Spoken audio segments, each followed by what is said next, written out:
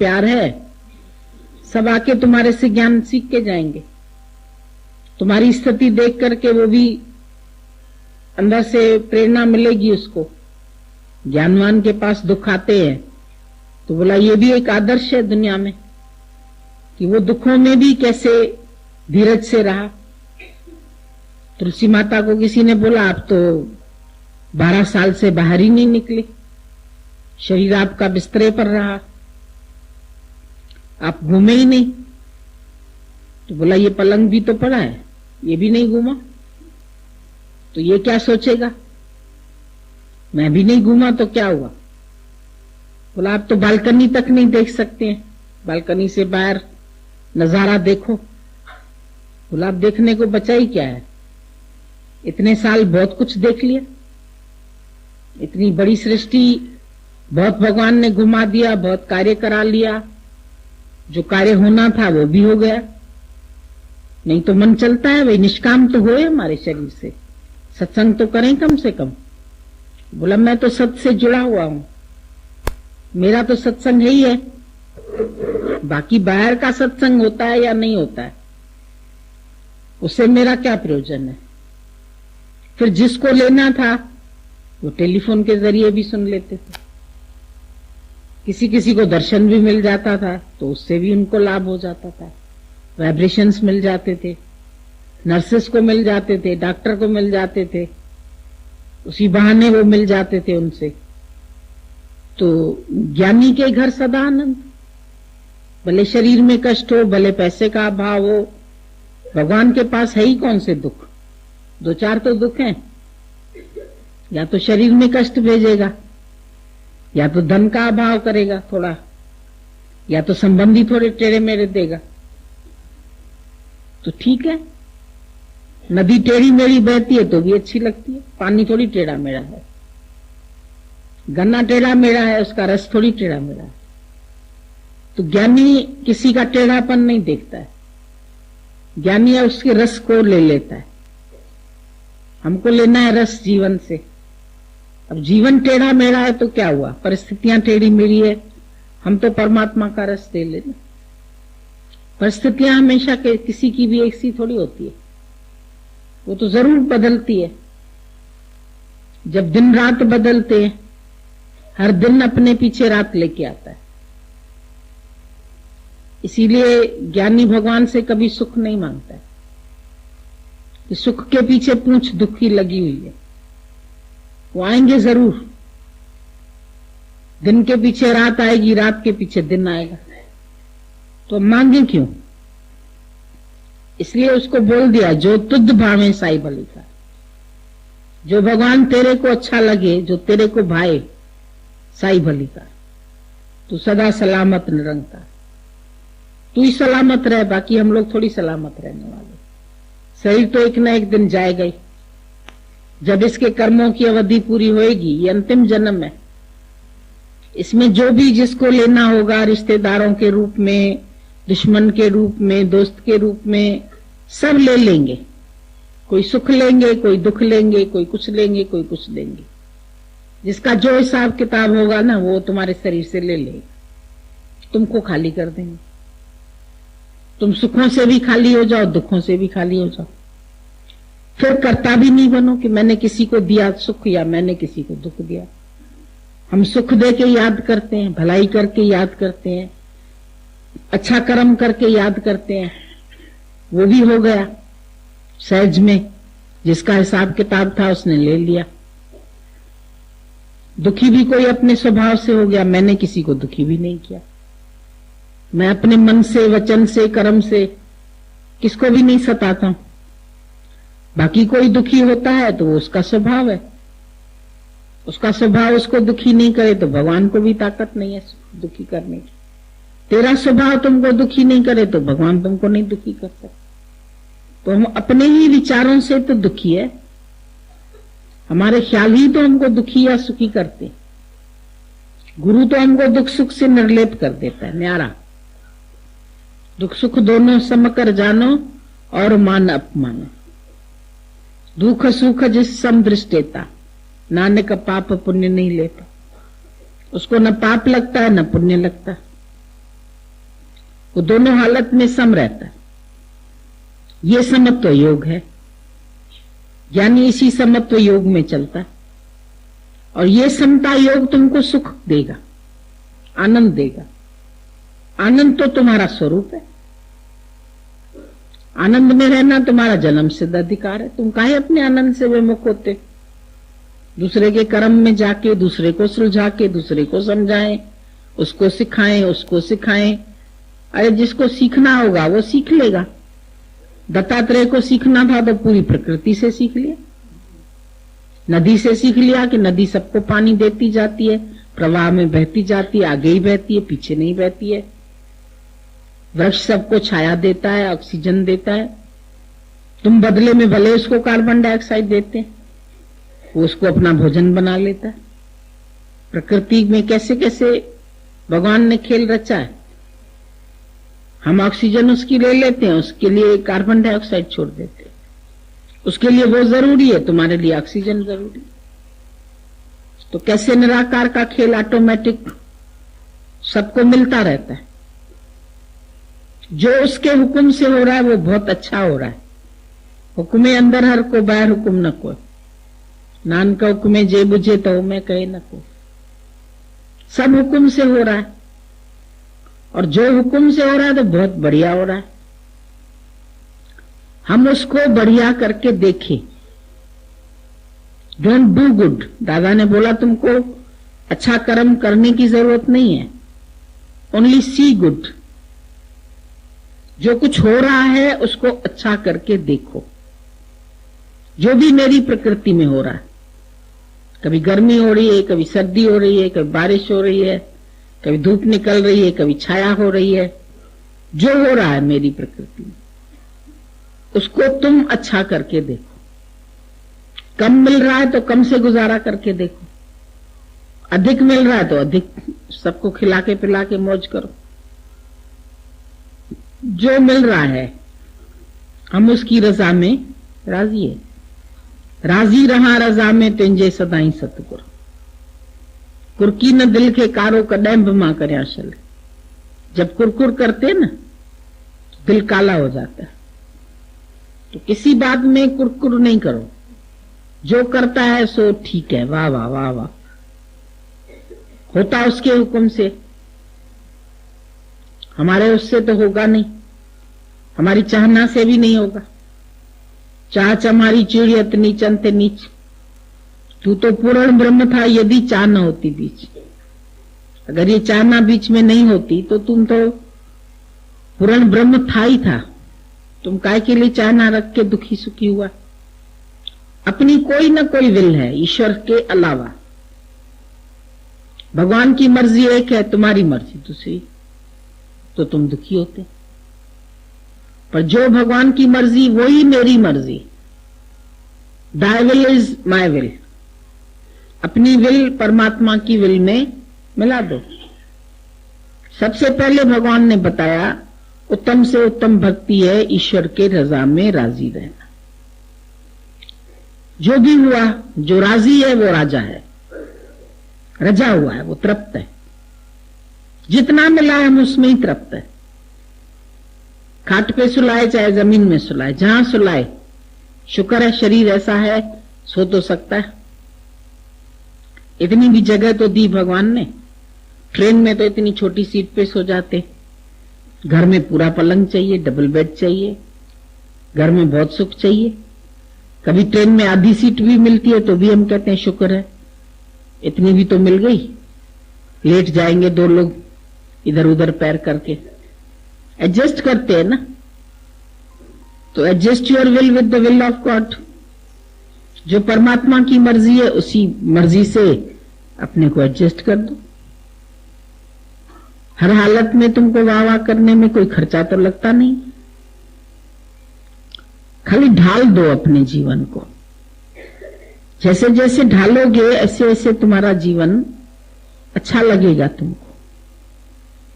लोहा ऐसे देखो बेकार लगता है, टुकड़ा काला, पर जब ढल जाता है ना, उसकी भी ढलाई होती तो पुर्जे के रूप में आता है।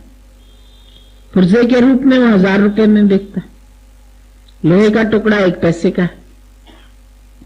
उसकी वैल्यू बढ़ गई, क्यों कि ढल गया। तुम भी जब ढल जाते तो तुम्हारी वैल्यू बढ़ जाती, मिट जाते हैं तो वृक्ष बन जाते हैं। बीज अपने को मिटा देता है। दूसरे के सुख की खातिर अपने को मिटाते जाओ, अपने विचार से अपने को हर बात से हटाते जाओ। सबके स्वभाव अलग अलग है। शुक्र है कोई तुम्हारा काम कर देता है, कोई माई के रूप में, कोई नौकर के रूप में, कोई किसी रूप में। तुम उनसे भी चिड़चिड़ करते, जब तुम्हारे अनुसार नहीं करेगा ना तो उनसे भी लड़ते। वो बेचारा अपना घर छोड़ के तुम्हारा काम करने आया है, पैसा ज्यादा लेते हो, ऐसा करते हो, वैसा करते हो। अभी वो तुमसे नहीं लेगा तो किससे लेगा? फिर चोरी करेगा। इससे अच्छा जितना मांगता है दे दो उसको। सेवा तो कर रहा है, तुम तो छूटे हुए हैं। नहीं तो तुमको झाड़ू पोछा करने पड़ेगा, तो फिर तुम कमर टेढ़ी हो जाएगी तुम्हारी। तो जैसा भी जो जितना कोई करता है उतना ही उपकार समझ कोई जितना साथ निभा दे। हमारे पास मैरी होती थी, 15 दिन आती थी, 15 दिन नहीं आती थी। हम बोलते थे मम्मी को समझ लो तुमने रखी ही 15 दिन के लिए, कम से कम 15 दिन तो सुख मिलता है। पूरा घर संभाल लेती है, छुट्टी कर देती है। 15 दिन के लिए समझो नौकर निकल गया, खुद करना पड़ता है। तो बना लेना है अपने ख्यालों को। जब अपने ख्यालों को बना लो तो फिर बहुत अच्छा लगता है। मालूम है नहीं आएगी, उसी टाइम ही बर्तन धो के रख देते, झंझट ही नहीं है। फिर लगता था काम ही नहीं है, नहीं तो उसके सारे बर्तन रात भर पड़े रहे जूठे। जब नहीं आने वाली है तो मालूम है भाई चलो खुद ही कर लो, सफाई भी तुरंत की तुरंत कर लो, आराम हो गया, चलो ठीक है। इसमें भी तो हर एक हालत में भलाई देखना, हर एक हालत से किसी के बगैर भी काम चल जाता है। यहाँ इतने काम करने वाले होते हैं ना, कभी कोई चला जाता है, कभी कोई चला जाता है। हम बोलते भले चले जाओ, बोलते हमें जाना है। आपका काम तो रुकेगा नहीं? हमने काम तो नहीं रुकेगा।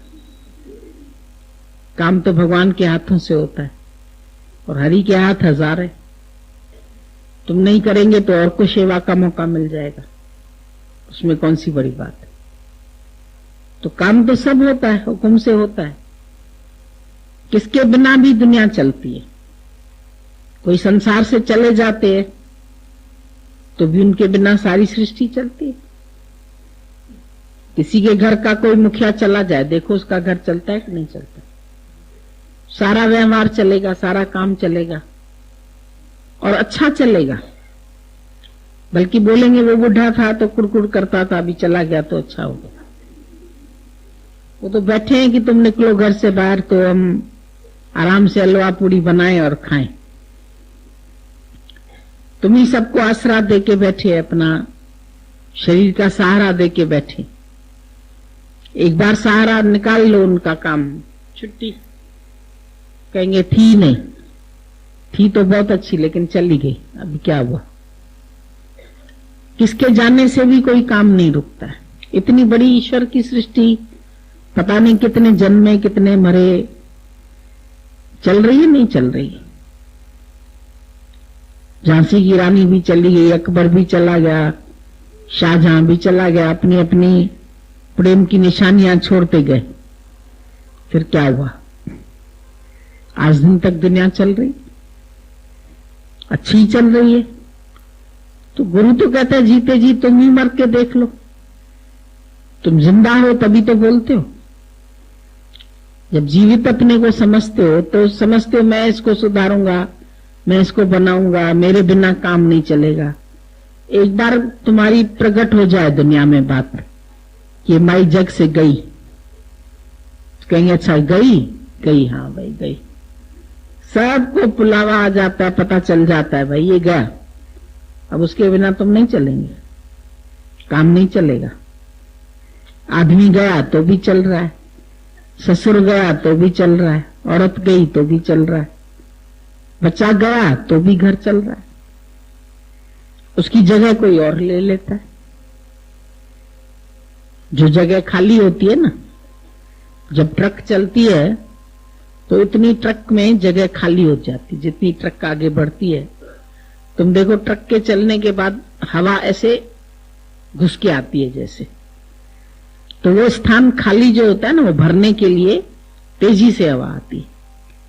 तो तुम्हारा भी स्थान जब भी खाली हो जाएगा ना, जब तुम मर जाएगा, तो उसकी जगह भरने के लिए कोई एकदम से, प्रकृति का नियम है, साइंस भी सिखाती है ये बात।